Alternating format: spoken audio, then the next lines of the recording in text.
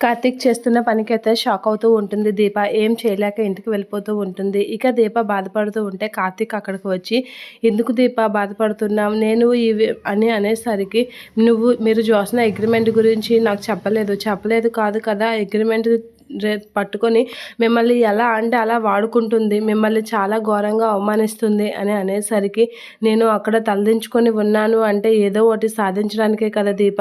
నువ్వు నా గురించి ఎంత బాధపడుతున్నావో నీకు తెలుసు. కానీ నేను అక్కడ ఉన్నాను అంటే ఏదో సాధించడానికని నీకు తొందరలోనే అర్థమవుతుంది దీప అనేసి అంటూ ఉంటాడు. ఆ మాటలకి దీప అయితే షాక్ అవుతూ అలా చూస్తూ ఉంటుంది.